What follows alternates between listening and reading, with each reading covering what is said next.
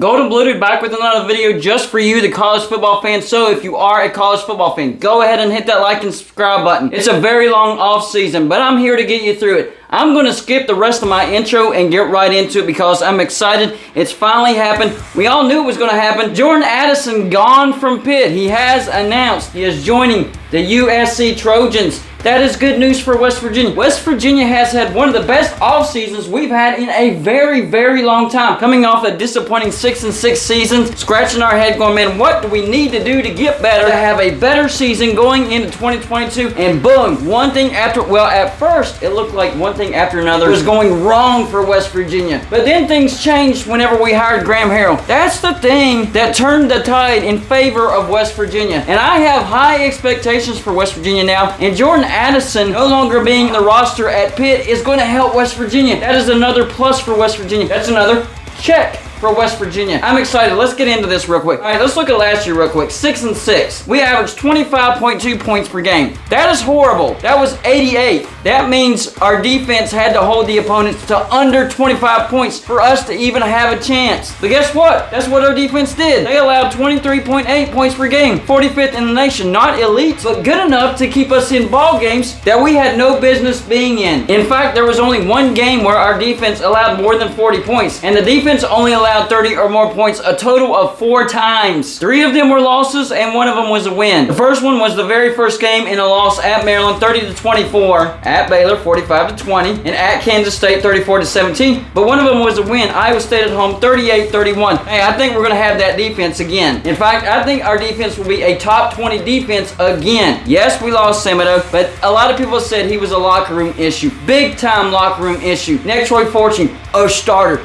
Yeah, but he got beat out by Charles Woods. Charles Woods is coming back, and he's going to lock down that corner. Not worried about Nick Troy Fortune leaving. What about Darryl Porter Jr.? Yeah, hit and miss. He was a big-time gambler. When he won, he won. But when he lost, man, it hurt us bad. And it usually happened in the most inopportune time. Now, the thing that really did hurt us was Hakeem Mesidor leaving for Miami.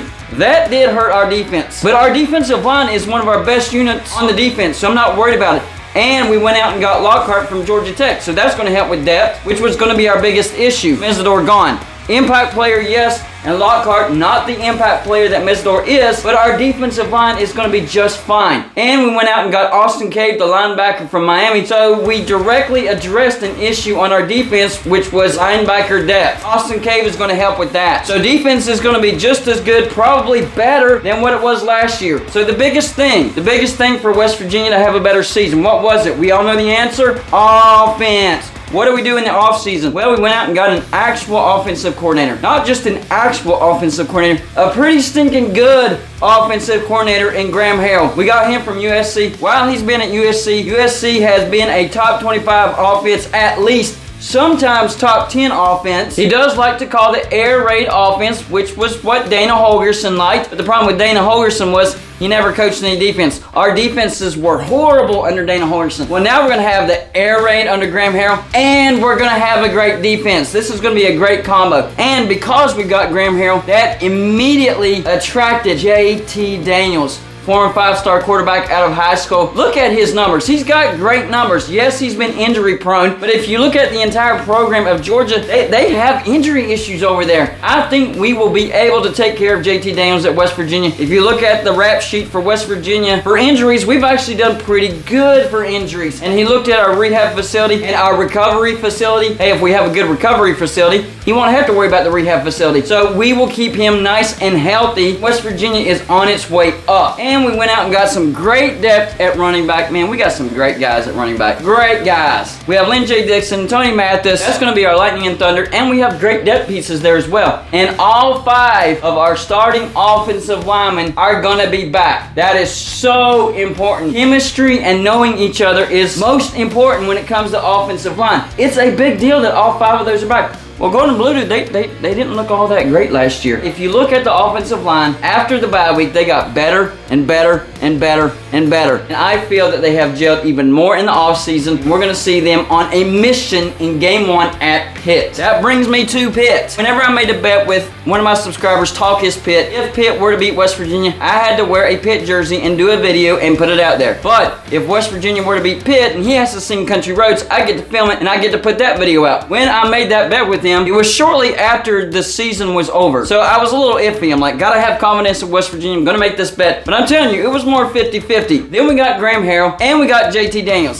So that bumped up to probably about 70-30, maybe 75-25. Then Pitt lost Jordan Addison. Now I'm at like 80-20 or 85-15. Things are falling in the way of West Virginia, and I'm super excited about that. I think that is a win, not just a coin flip win or a barely win. Now I think West Virginia beats Pitt by 2 touchdowns. You heard me, 2 touchdowns. Oh, but go to Blue Dude, it's on the road. It's Heinz Field. There'll be more West Virginia fans than Pitt fans there. I'm not worried about Heinz Field. So that's going to be a win. And it wasn't losing Jordan Addison that's giving West Virginia the win against Pitt. It's losing Jordan Addison that gives us the cushion of a 2-touchdown win. I'm very confident that West Virginia will win by 2 touchdowns. Let's look at the rest of the schedule. And we'll talk about if the teams that we're playing are going to be better or worse. So the first game at Pitt. Pitt's going to be worse. That's why I'm predicting West Virginia by 2 touchdowns. Big hit with Jordan Addison leaving. Keaton Slovis not looking good in spring practice. Plus, Graham Harrell is the guy that knows the guy, so he'll know his tendencies, weaknesses, and strengths. Everything's lining up for a big-time win for West Virginia. So, yes, I am predicting a win there. Next game, Kansas. Kansas will be better, but it's in Morgantown,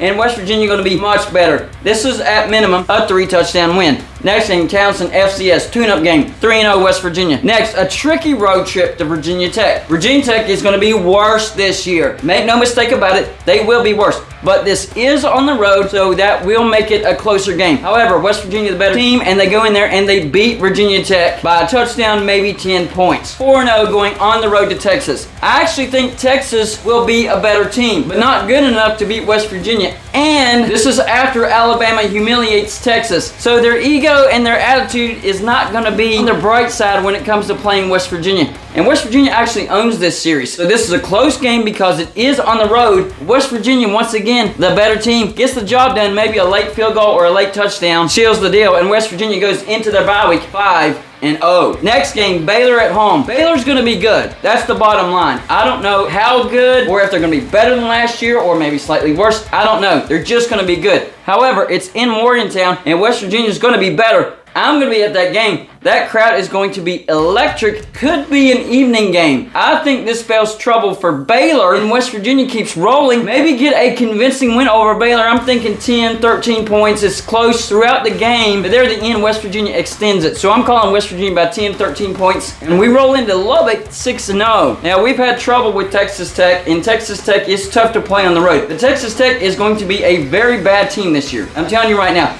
They made the bad decision getting rid of Matt Wells when he was turning the team around. Now they have to start from ground level again to build a program. They're not going to be very good. However, it will be a test because that's a tricky road trip, and West Virginia escapes with the win over Texas Tech on the road. 7-0, going into the home game against TCU. I don't think that's going to be issues at all. I think TCU is majorly rebuilding right now. Gary Patterson is gone. They won't have any identity. And West Virginia comes out of that game undefeated still, 8-0. Then a road trip to Iowa State. I think Iowa State's going to be about the same as what they were last year, and that's a tricky road trip. I think we're going to be flying high, and that's going to trip us up. I think we'll go in there confident, but the crowd there in Ames, Iowa is going to be too much, and that's where West Virginia slips up for their first loss, maybe by a couple of touchdowns. It might be a convincing loss, and it'll knock us down a few pegs, but maybe it comes at exactly the right point because the next game is Oklahoma at home. So we're mad. We're coming back home. We know how good we are, and Oklahoma may be about the same or a little worse than what they were last year. Remember, they lost both of their starting quarterbacks. Dillon Gabriel is a decent quarterback. He's pretty good, but he's never played in a Power 5 conference, so it will be a test, especially going into Morgantown. And I think West Virginia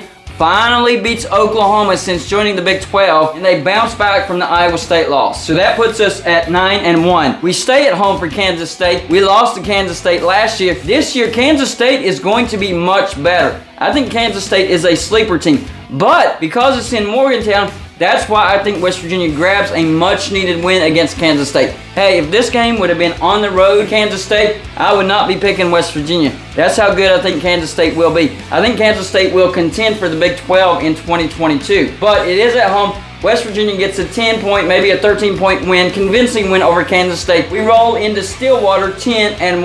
And this is where we trip up again, because Oklahoma State is a contender in the Big 12 again. This is on the road. It's going to be a tricky atmosphere. Unfortunately, Oklahoma State will be the one team in the Big 12 that will have a better defense than West Virginia. And defense is what wins on the road. So I think our offense probably slips up a little bit on the road. We grab a loss to Oklahoma State, maybe by 10 points or a couple of touchdowns. So West Virginia finished the season 10-2. And the thing is, with Jordan Addison leaving Pitt, us grabbing Graham Harrell and JT Daniels, even if we don't get to that 10-2 mark, I think the basement is 8-4. Even if we slip up a few times that I don't see us slipping up on the schedule, 8-4 is the basement. We're not talking about 6-6 if we slip up like we did last year. We're talking about 8-4. That is a massive improvement with the potential of the 10-2 record that I'm predicting. That's why I'm excited. That's why I'm pumped. And that's why I'm telling you everything is falling in the favor of West Virginia finally in this offseason. And the cherry on top was Jordan Addison saying,